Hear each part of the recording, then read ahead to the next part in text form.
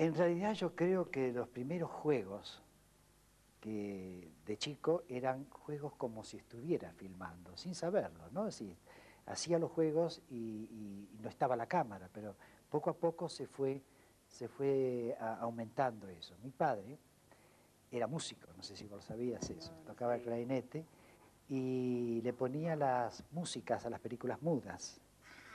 Claro. Acompañaba, claro, con un No, no, pianito, me no, no. Él acuerdo. ponía, él ponía, por ejemplo, venía una Clarinete. película de Estados Unidos, que las películas tenía en ese momento Max Glucksmann, que era el potentado de esa época. Entonces venían a veces con los trozos de música que había que ponerle, que eran siempre música clásica, era o Chopin o Beethoven o algo así rimbombante.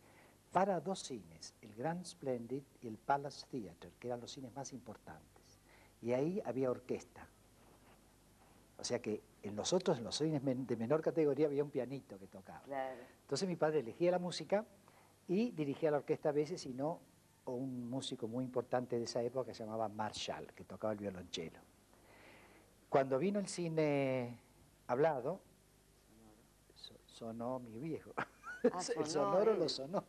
Claro, porque se quedó sin Claro, se quedó trabajo, sin trabajo. absolutamente, Y ¿no? como músico no pudo seguir haciendo... Sí, pero en ese momento, como en un momento dado él fue el que daba trabajo, después nadie le dio trabajo a él. Ay, Así que pobre. corrimos una coneja increíble. Eh, yo en ese momento tendría 10, 12 años y pedía manteca y no había manteca. Y entonces mi padre se puso a llorar y mi madre lo tocó la mano así, dijo, no, no te aflijas, Pablo, que esta moda del cine parlante ya va a pasar. Ay, Y este recuerdo pobrecita. aparece cuando vi El ocaso de una vida. ¿Te acuerdas de Gloria Swanson? Una película maravillosa, una especie de clásico del cine, Sí. donde ella era una actriz del cine mudo y se había quedado sin trabajo, Equivalente, claro. equivalente, entonces esperaba que pasara la moda del cine. Y ahí Oh, apareció el otro recuerdo. Así que fíjate lo que es la memoria, ¿no? Que es bueno tenerla siempre presente. yo era chiquita y te admiraba tanto. Tan chiquita Y bueno, era chiquita, más chiquita que vos. Sí, sí, sí, Y, sí. No me y digas eso, qué tenía inclusive lindo. hasta una foto tuya guardada entre mis cosas más queridas. Ay, qué lindo, sí, Sí. sí. Vos sabés que Nunca te lo había dicho. nunca me lo habías dicho, tendrías que hablar. Yo empecé a hacer teatro, lo que llamábamos en ese momento teatro experimental, ¿cierto? Que era como lo más chic, en el año 49. Entonces empezamos haciendo una obra... 49. 49, sí. Empezamos, eran estudiantes de filosofía y letras y de abogacía que se reunieron y para hacer teatro, ¿no? Sí. Y ahí se eligió la obra Fin de semana de Noel Coward.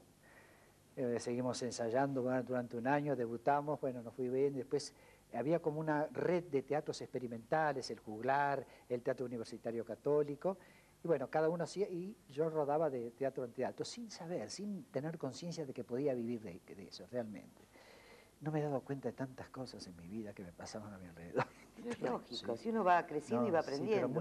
muchas más que... Y Sí, seguiremos todavía seguiremos, sí, sí, no, pero aprendiendo. ahora hay como un método para aprender. Es decir, un ¿En método la en el vida? sentido, no, en el sentido de que la curiosidad la manejás de otra manera, la incentivás la curiosidad. Yo noto que ahora estoy más atento a todas las cosas que antes. Y no, me noto que disfruto más de las cosas, de otra manera, de la manera menos superficial, pero disfruto de las otras, del fondito de las Claro. cosas. ¿Ves? Eso. Por eso te digo, en este momento estoy más consciente de la carrera y más consciente de mí como persona, ¿no? También. Bueno, hablemos de vos ahora, por favor, me estás haciendo... Bueno, ¿cómo empezaste vos? ¿Cómo fue? Eh, que- Y también yo empecé ¿Luchaste contra otro tipo de trabajo, de estudios que te querían poner? ¿Cómo en es? teatro, también empecé en En teatro. teatro. ¿Pero cómo Claro, fuiste alta al teatro? me presenté a Luisabel con una carta ¿Ah, y le dije sí? yo quiero ser actriz. Y le di la carta así de María Teresa León, una recomendación de María Teresa León, Ah, tenías, bueno, estaba bien. conocida de un tío mío. Y me había hecho 3 cartas de recomendación, una a Luisa, otra a Lucas de Mare y otra a Beatriz Guido. Ah, nada menos, bueno. Y usé nada más que la de Luisa Bale. Qué bien, Me qué bien. presenté ahí Qué bien. y después trabajé con Beatriz Guido y trabajé con Lucas de Mare, pero la carta de recomendación no la usé nunca. Ay, qué gracia. Mira, no la llegaste No a la llegué a usar. usar. No, porque con Luisa entré a hacer teatro con ella me llevó a televisión, ahí en ese mismo programa que lo dirigía David Stivel, enganché con David y me llamó para Yo Soy Porteño, después, bueno, para todo en televisión. Y a los 2 años hice la primera película, que fue El Televisor, a los 2 años de entrar en televisión. Se llamaba El Televisor, la primera película. Con Paquito Fernández de Rosa, que éramos 2 niños. Te voy a contar la historia el inicio de la Raulito, porque una vez te escuché en un reportaje que tenías como otro punto de vista de la llegada a la Raulito. A ver. Y a lo mejor nos ponemos de acuerdo, Sí, porque a ver, yo tengo otra historia. A ver, así. Lo había hecho el personaje de la Raulito en el programa de Cosas Jugadas. Cosas Jugadas, sí, eso y me había quedado acá y dije, yo con esto tengo que hacer algo. Y durante 5 años estuve con el guión le pedí a Gené que hiciera un guión, ¿no? Para cine. Y durante 5 años me recorrí productoras y directores, y hablé con Sergio Renán y dijo que le gustaba, pero no. Doria le interesaba, pero no tenía cómo empezar la producción. Y todo así, hasta que llegó a lo de Sabina Ziegler, dejo el proyecto. Y eso que en ese momento se te oía, eras Sí, sí. una persona muy conocida. Y como a Sabina se le había caído la producción de una obra de Roberto Art, y se quedó con todo el equipo contratado, del equipo de cine y los técnicos, le interesa el proyecto de la Raulito. Y ella lo convoca a Lautaro. Ella lo convoca a Lautaro. Y Lautaro dice, me interesa la historia, pero no con Marilina. Eso no lo sabía para nada. Claro, por eso. No, y entonces la productora le dijo, bueno, pero el proyecto es de Marilina, o sea, si se hace con ella. Dijo, lo voy a pensar. Se tomó, no sé, una semana, Lautaro, y volvió y dijo, bueno, con algunas condiciones, qué sé yo, vamos a intentarlo. Entonces me agarra a mí Lautaro y me dice, te voy a cortar el pelo así. Le digo, sí. No te vas a lavar los dientes más, de aquí hasta que empecemos a filmar. Le digo, muy bien. Le digo, es más, tengo un jacket acá que si querés me lo saco y que queda el diente. Puede ser. Bueno, todo así. Sí. Y me puso a prueba totalmente. Hasta el primer día de filmación. El primer día de filmación, me acuerdo que la primera toma que filmamos de esa película fue la mirada al mar con medio pollo. Con la nenita. La mirada al mar, que era la primera vez que esa nenita veía el mar de verdad. Y yo dije, ¿cómo hago para hacerlo? ¿Cómo compito con esta niñita que es verdad lo que le está pasando? ¿No? Estaba mirando el mar y con su cara de asombro, digo, bueno, más vale que no haga nada, pensé. Y no hice nada. Puse a mirar el mar, nada más. Y después de todo ese día de filmación, Lautaro vino... Las últimas escenas de la película eran... Sí, pero se filmó al principio. Lautaro vino y me dijo, haz lo que quieras, yo te filmo. Y ahí,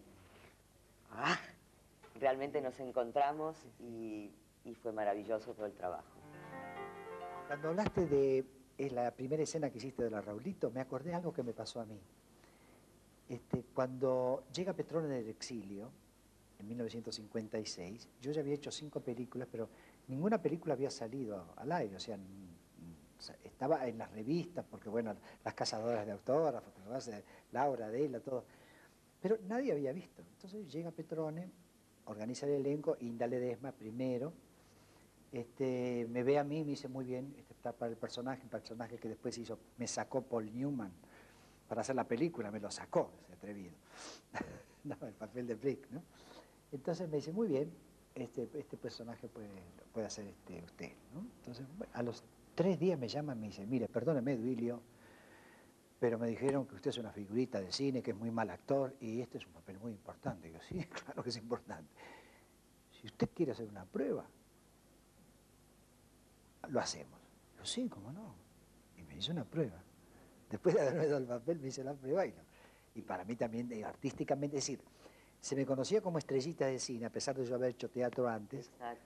Pero eso es lo que me colocó, ¿cómo se llama?, en el teatro, ¿no? De alguna manera importante. Por eso me acordé cuando vos hablabas de ese... ¿Te pasó alguna vez, tuviste algún contacto con esos directores malditos que con tal de lograr la toma que ellos soñaron, no les importa lo que le pasa a los actores? ¿Te pasó? No, oí de eso, pero yo no sé si me lo han hecho y no me di cuenta. Pensaba que era yo el que estaba mal. Y yo también lo he hecho. Era muy obediente. El final de la Raulito, el último día de filmación de la Raulito,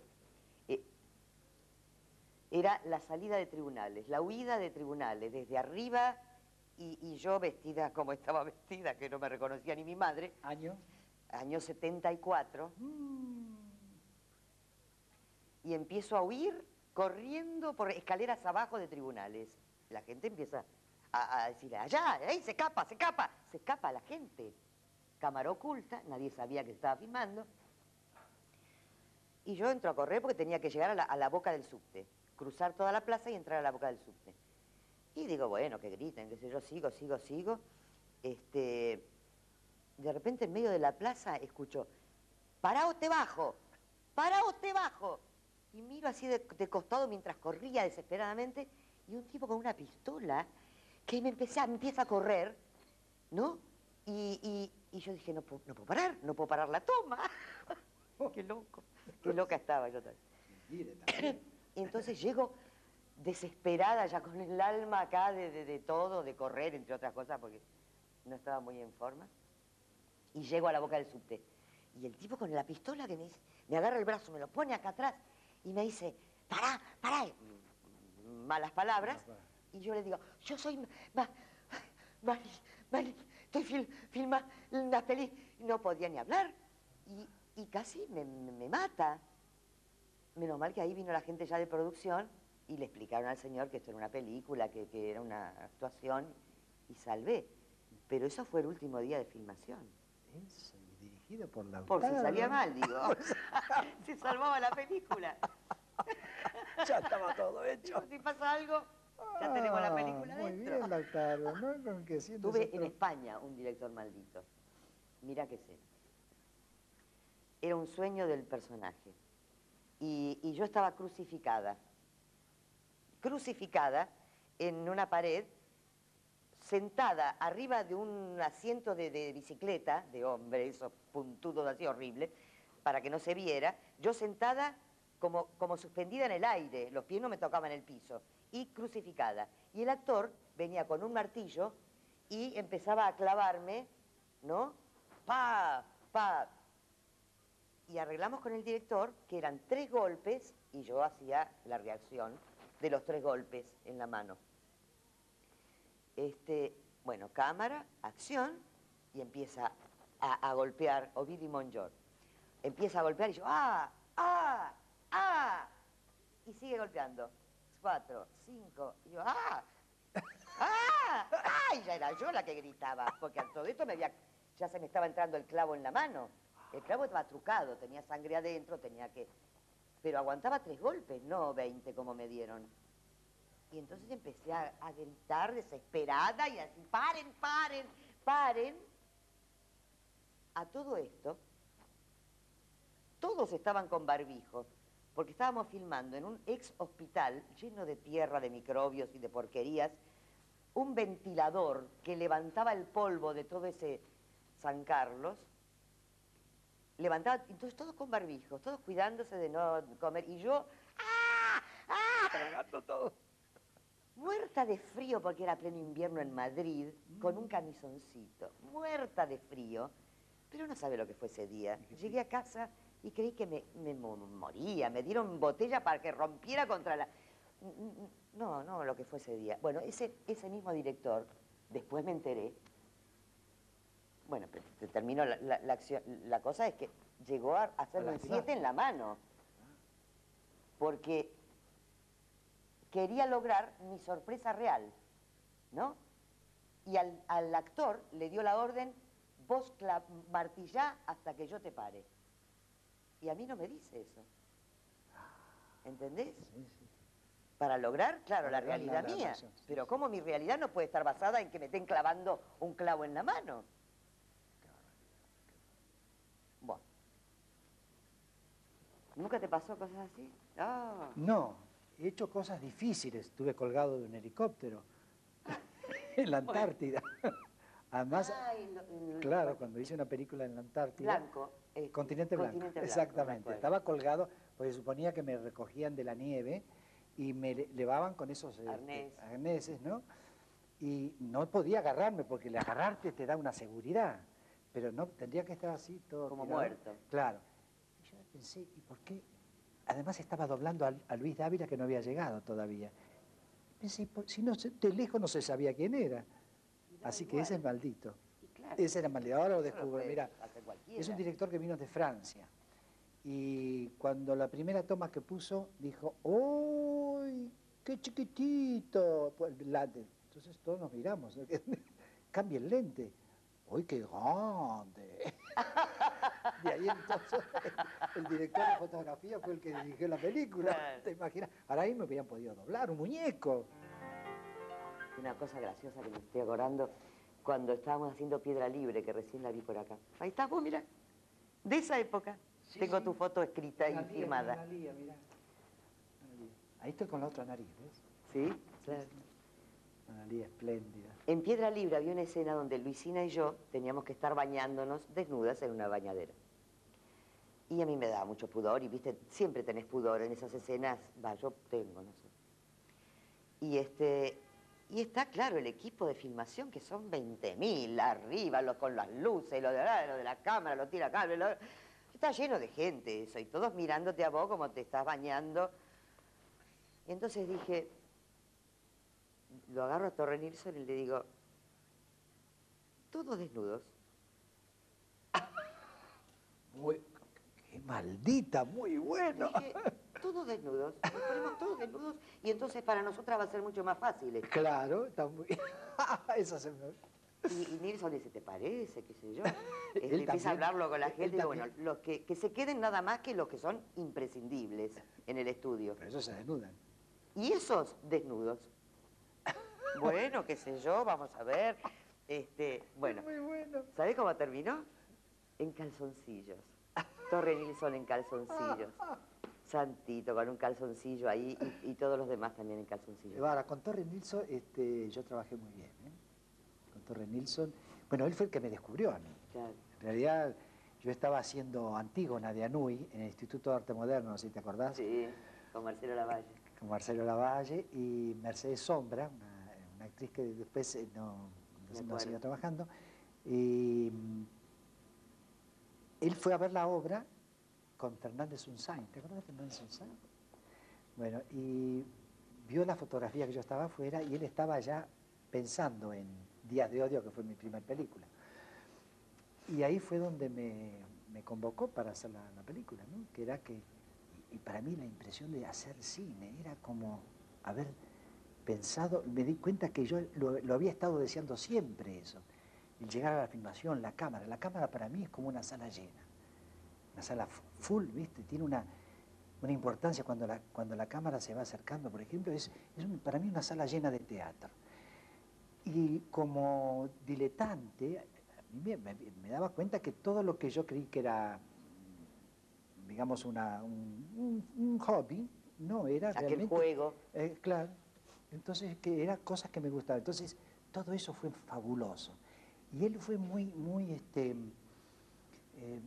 amable, muy gentil, a mí me daba siempre la seguridad, era su primera película también, su primera película solo, porque la primera, que era El crimen de Oribe, la figuraban el padre y él, Torres Ríos y Torre Nilsson. Pero en esta ni el padre, no apareció nunca el padre. O sea era su independencia. Claro, era la independencia total. Y eso fue gentil. En general he tenido... siempre necesité un clima así alrededor bien, no sentirlo en contra, aunque no me diera cuenta, ¿no? Como en el caso ese de estar colgado en un helicóptero, ¿no? Y después, no sé, con él le hice, bueno, ese, y después hice La Tigra, y fue muy... es decir, queda para mí como el que me inició en algo que yo hasta ese momento no había dado cuenta que era algo para una carrera. Por ejemplo, los maestros que te marcaron de alguna manera, Pero es Kunilka. lindo eso de hacer las cosas como jugando. Como Yo jugando. creo mucho en eso. Sí, sí, sí, es que tiene que ser un tiene juego. play, en inglés. Play, es juego. play es un juego, exactamente. Y es lindo Claro. que sigamos jugando, Claro. porque la actuación creo que no es ninguna otra cosa más que esa. Claro. En cuanto se la elevó de categoría, ya pasó a algo, viste, de elite y separado de la gente, de la emoción y del juego. Además, tener esa libertad. Yo me acuerdo tu monólogo de la Raulita, había una libertad total. Porque ahí te puso, está bien, el creyó ya estaba ¿Sabés convencido. cómo fue esa escena? ¿Querés que te cuente? A ver, contame, porque eso fue realmente una... Fue Tenías fantástico la libertad total. Fue fantástico. Me dio 3 páginas con una especie de síntesis de la vida de la Raulito. Y me dijo, léela 3 veces, nada más. Lo que te acuerdes es lo que vale. Bárbaro. Entonces, bueno, va plano, me pone en la cámara, yo no tenía nadie adelante, solamente le tenía que hablar al visor de la cámara, al tornillo del visor de la cámara, que eso también tiene lo suyo. Y se suponía que iba a ir por trozos el monólogo y iban a ir flashes de otras cosas. Y yo estaba esperando que dijera corte, y no venía corte, entonces seguía, y seguía improvisando, recordando lo que recordaba de aquellas 3 páginas. Y como no venía corte, yo seguía, y seguía, y seguía, y de repente, claro, aparece la emoción, pero la emoción, ¿sabes por qué me aparece ahí? Porque cuando dije, ¿a quién jodo yo? Yo venía de estar amenazada por las 3A. Yo estaba amenazada además filmando en esa plaza. Eso fue terrible, esa época es... Entonces se me mezcla lo que me pasa a mí. Si yo lo que quiero es correr por las plazas, decía el personaje, y yo decía, yo lo que quiero es hacer cine, es jugar a esto. Y entonces ahí viene la emoción, se mezcla personaje y persona. Está bien. Y se corta la toma porque se escuchan los mocos de Lautaro, que está llorando, y sale esto en el sonido. Y entonces él mismo dijo, corten. Pero esas son cosas muy mágicas que no las podés... eso tiene que ver con un momento tuyo, con un momento histórico, con la posibilidad que te dé el director, son tantos imponderables. Y de la libertad que tenés en ese momento, la libertad de dar, de crear. Es cuando el actor se libera, es decir, hace su propio trabajo creacional dentro de lo marcado por el texto y el director. Pero hay una parte que es de magia, creo yo, que pasa o no pasa, y que eso por más buena actriz o buen actor que sea, buen director...